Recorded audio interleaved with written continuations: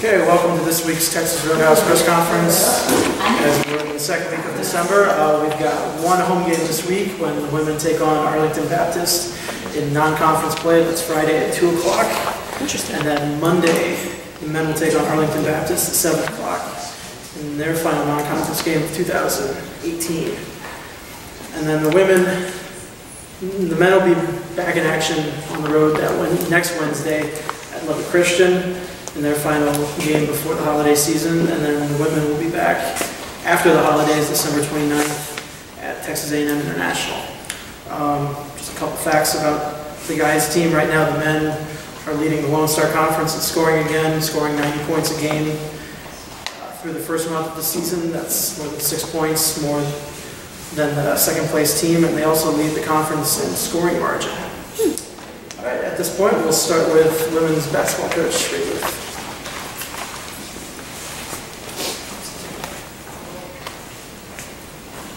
Adjust.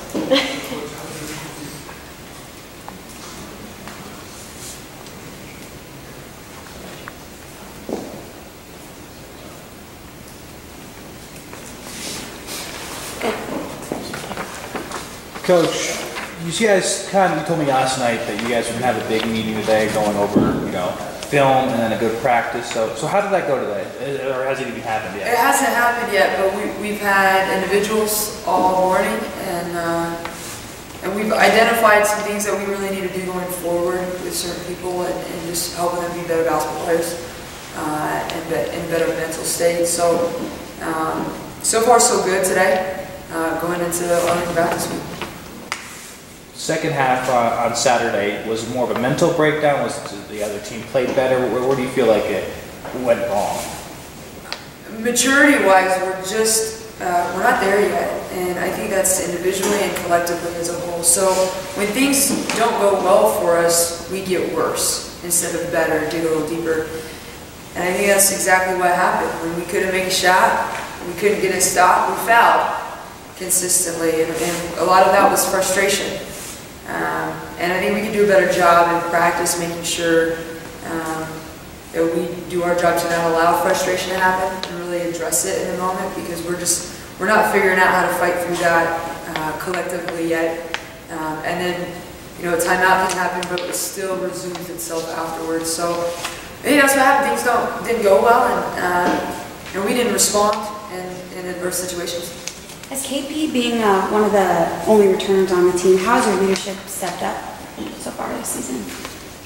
We need a lot from a lot of people, and I think KP is just one of those people. She does her job, and we really want her to do her job.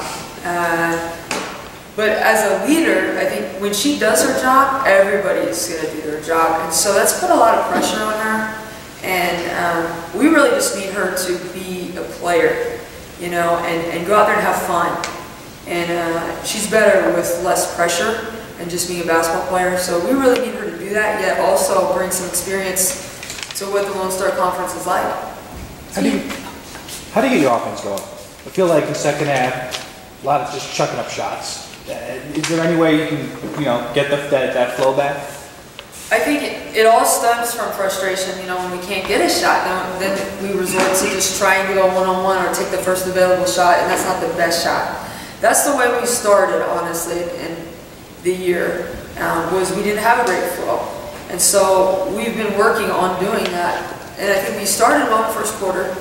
We have moments throughout the game, but when things don't go well, we retreat or we become individualized, and that's an area that we just need to really focus on maturity to be able to play together, because that's, of course, how we're going to win some ball games, is together.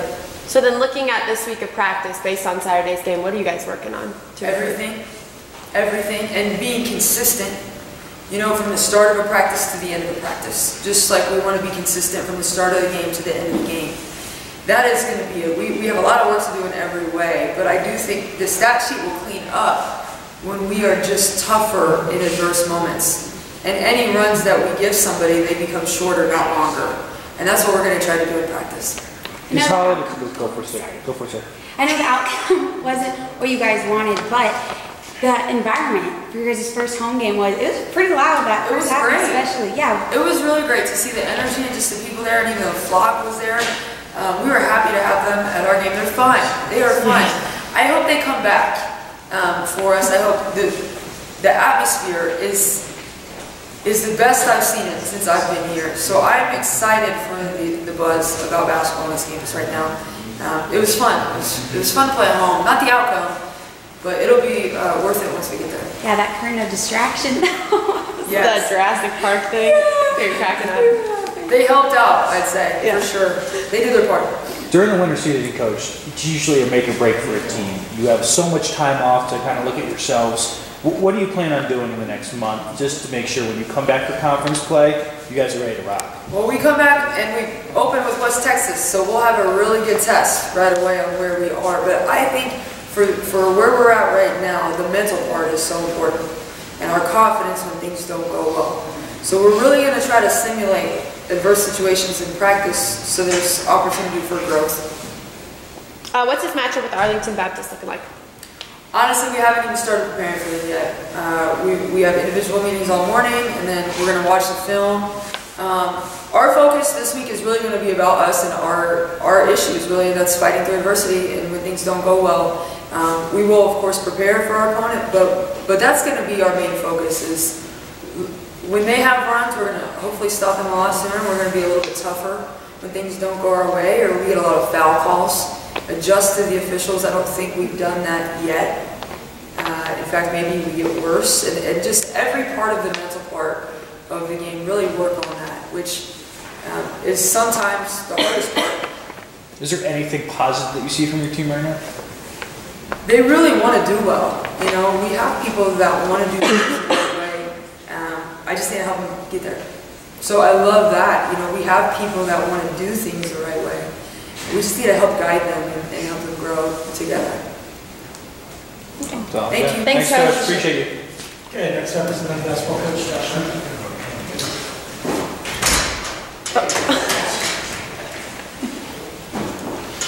Thanks, guys. Thanks, Coach. Appreciate you.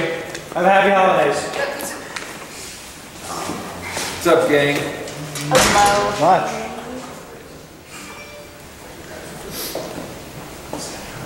Do you want to do opening statement, or do you want to? I'll do an opening. Okay. I saw it last time. Saw it last time. Someone. Well, you know, There's pause for a Kidney second. cereal was I got possibly. I still thought the Sundell should have beat the Wolfpack. Yes, I did watch the That was a hard game because, you know, I worked at Nevada, graduated from the state, so I was a little bit of a... Do you know Musselman? I don't really know him. He's a good guy. Good guy. He was an ASU assistant under Sendek, and then went to Nevada. Yes. So. Well, we had another good week. I thought coming back from California, I thought our guys played extremely well versus a very good Pacific team. Coach Stottlemyre and his staff did a great job.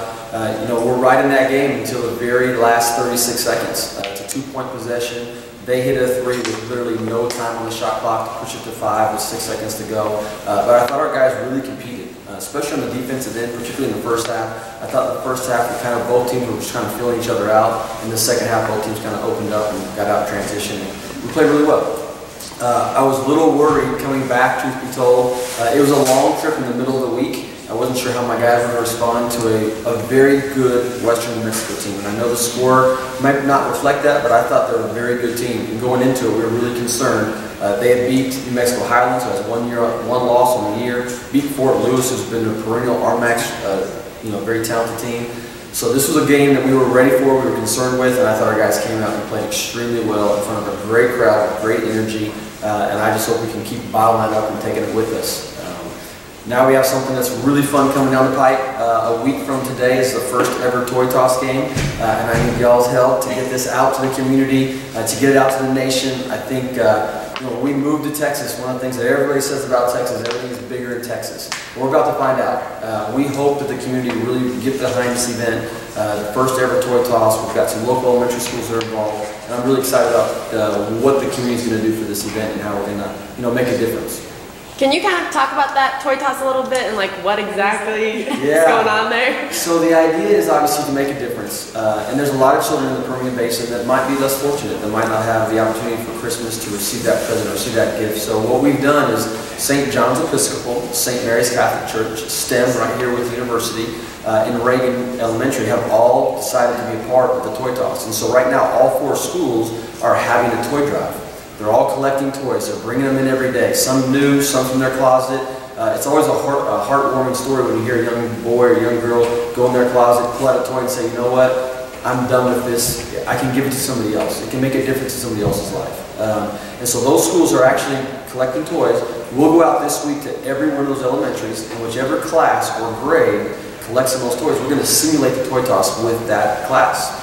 So we're going to have the toy toss at each event, and then we're going to collect all the toys, bring them to the dome, have them all lined up, and then when people arrive to the game, it's the one game you don't want to be late by the way. When you arrive to the game, if you haven't brought a toy, you can just grab one. If you bring more toys, great. You can have as many as you want to throw. They got to be soft. Being a soft animal, stuffed animal, a Nerf football, a Nerf ball, anything that's not going to hurt the players or the referees, because this is the one time that you get to throw something at the referees. Now don't hurt them, but you get a chance to throw them at the referees. So the plan is everybody's in the arena, everybody's got their toys, the anticipation builds, and as soon as we score the first point, watch out because here they come. And then everybody gets to throw the toys on the floor, at the basket, at the coach, at the referees, whoever they want. It's a fun way to basically collect a lot of toys. And then we're going to give them to children in the Permian Basin, be it the Salvation Army, be it the Rainbow Room, in different church banks. We're going to make sure that these toys are staying here and making a difference in our community. So they're going to be distributed to different organizations though? Yes, and I'm actually working on that. So anybody that actually needs toys, feel free to contact us. The plan is to have thousands available. And like I said, everything's bigger in Texas, and the last school had 8,000 last year. So we'll see where we rank first year out. You said last year this made it on ESPN? Well, not last year, but it has been on ESPN. It's been on Headline News. It's been on CNN Sports, CNN, excuse me, and CBS Sports. So there was actually a time a couple of years ago, my wife and I, Rita, had foreign exchange students, and they're from Brazil. And they messaged us and said, you'll never believe what we just saw on our local news, the toy toss. So this has a lasting impact, and the best part about it, truthfully, is more schools will say, that's a great idea, let's do it. And we created this idea in Fort Smith 8 years ago. And I would probably tell you about 15 to 20 schools do it now. And that's great. We don't really care that we get the notoriety. We just want it to continue to happen because it makes a difference, and that's what it's all about.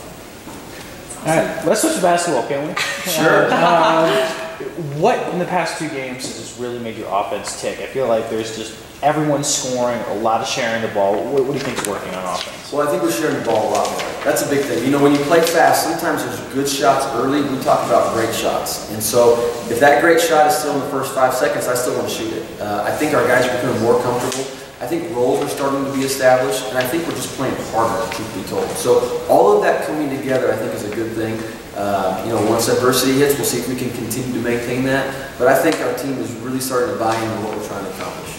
Your guys' first home game was the week of Thanksgiving, so you know the crowd wasn't as lively as it was on Saturday. What were the guys like? What was the vibe like after being in that type of environment? Oh, I think they're excited. I mean, the feel in the gym is completely different than anywhere we've been. And I would tell you this, the band hasn't been there yet. So from what I understand, when the band gets in there, the decibels are going to go up. I think the community has been great. I think the community has been coming out to the games. I think the students are now starting to hear, hey, let's go to the games. But when you get the band and you got the students and the community, we're going to have a logistical nightmare, which is a good thing. But I think the guys really embrace it. Obviously, I get so locked in, and I've got blinders on that you know, I know the flock's there, but I don't even know what they're doing because I'm on to the next play. But I hear the guys talk about the locker room, the difference, and how much fun it is. So I think it makes a big deal.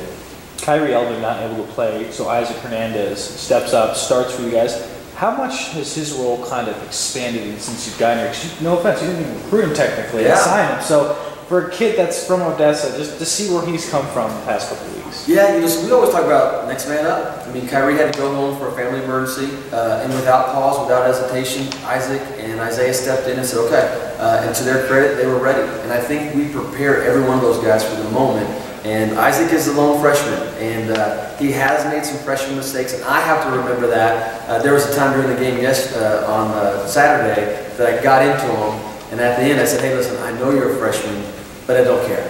So, I mean, he's really grown up, and he's been a really good spark for us, not just making threes, but facilitating our offense. And I think that's another reason why we're playing better, is because he's a willing passer. And when you have willing passers, everybody else gets involved. Mo Walton down low, I feel like once you get him going, the inside-out game's going to be really good. Am I right on that? Yeah, we got to keep him out of foul trouble. We've talked to him in great detail. We've played in Colorado, we've played in Texas, we've played in California. We've had different referees every single time, but the one thing that's continued to happen is he's been in foul trouble every single game. So we've broken down every foul he's had. We're trying to show him what he's doing early, how he's picking these fouls up, because we've got to figure out how to keep him on the floor, because you're right. He is a big presence inside, and if we can establish that inside-out game with our transition, then hopefully we'll have a good year. You talked about it last week, but how important was it to get that big conference win to start off Lone Star Conference play? Well, at the point, it's the most important thing we've done. Because again, we talk about this as a team. Sometimes, coaches get ahead of themselves, players get ahead of themselves, but we want to win championships, and that's why we're here. And we talk about that. And to win a conference championship, you have to win your home games. So we address that with our guys. I'm not afraid to talk about what we want to accomplish. I think goals are good, and the expectations are great. But you have to understand, to get those expectations, you have to fulfill responsibility. And that's playing hard, doing the right job. And I thought our guys did that. And I thought they were really ready to play in that first opening game for a league. Do you think your team deserves to be ranked right now? No. Really? I don't. Why not? We've played some good teams. We haven't played anybody that's in the top 25, in my opinion. We did stub our toe versus St. Mary's, who struggled a little bit. So, the thing that's most impressive with our team is we've won on the road. That's the most significant thing. Now, we have a huge game after Monday. We play Lubbock Christian. Now, that's a game that I would tell you, that will determine how good we are, truth be told. And if we can win that game on the road versus a quality team like Lubbock Christian, then possibly. But I really don't get caught up in that. I'm trying to figure out right now how to be the best team we can be and get ready for the next one. Have you started looking at Arlington Baptist or Lubbock Christian yet? We'll actually start today. One of the things as a coach and as a staff, I try to make sure on Sundays we don't do anything. A lot of coaches do, but our families, they suffer during these times. You can ask my wife; she probably thinks she's single during basketball season because we're so committed to the team and the amount of hours. So Sundays are really reserved for family, and that's why we'll probably start taking a look at them today. Jacob Ledoux with another big game. How has his stepping up on the court impact maybe his leadership on the team? Jacob's a scorer, and that's what he does. And the one thing that Jacob started to do is he started to understand when and where to score. There's some times where maybe not quite that shot, but he's really getting better, and he wants to learn. He's the one guy on our team that puts the most amount of time in. He's in the gym every single night. He watches more film than anybody else, and I think that's a correlation to why he's having success. And if he continues to do that, then I think the sky's the limit for him. Ask Coach Boo the same question, so I'll ask you. During the Christmas time, it's a make or break for a lot of these teams, especially with time off, spending time with family. What's your plan on how to attack that this year? You're right, so it's scary. I love the fact that they get a break to go home. I think it's good. I think you get to recharge a little bit. You kind of get away from it, and if you really are enjoying it and you get away from it, then you're hungry to get back. The biggest concern is conditioning. We will challenge the guys and stay in contact with them. The one beautiful thing about technology now is everything they're doing. Twitter, Snapchat, text, you name it, we can even put tracking services on them. We want to just make sure they get in the gym. And we will have a group text. I'll reach out to every one of them. My assistants will. Just do something every day. If it's just go for a jog. I actually don't want them to play basketball with anybody because when they go home, sometimes they want to play with their friends, and that's kind of the worst thing that can happen. So it's more about conditioning, but I think it's really important to spend time with their family. I think sometimes we get caught up in what we're doing and we forget what's important. So I like it. I'm just concerned about the conditioning over the break. I remember a couple weeks ago you kept on saying rebounding was, we got to concentrate on it. Like we're doing past few games, you've out rebounded your opponents. Do you feel like you like the reaction you got out of your guys from that? Yeah, I think our team is really good when I put something in front of them. When I say this is what we have to concentrate on. Now, what we need to do is remember that and move on to the next thing and not revisit. So we talked about turning the ball over. We scored 101 points the other night. We had 23 turnovers. I mean, if we just turn the ball over 15 times, we're going to score 120 points. So I think that'll be the next focus going in, and hopefully we can continue to remind ourselves how important rebound are, and we just got to keep getting better. The goal is to get better every single day, which is why we talked about early in the year is win the day. We want to win every single day, and that includes, you know, rebounding, turning the ball over, whatever it might be. Ryan mentioned it. What's it like leading the conference in scoring? I don't even think anything about it, truth be told. The one thing I'm excited about is being 1-0. I think that stuff all kind of works out. I think we do bring a different style of play to the league. And when we took this opportunity to be here at UCB, that was the big thing. It was like, they don't know how fast you play. Because the league is traditionally a big, strong, physical, drag it out, blow by blow, and we don't play that way. So I think we are going to be different, and I'm excited to see how that continues to translate to hopefully success. That's all I got. Thanks, Thank Coach. you, Coach. Appreciate you.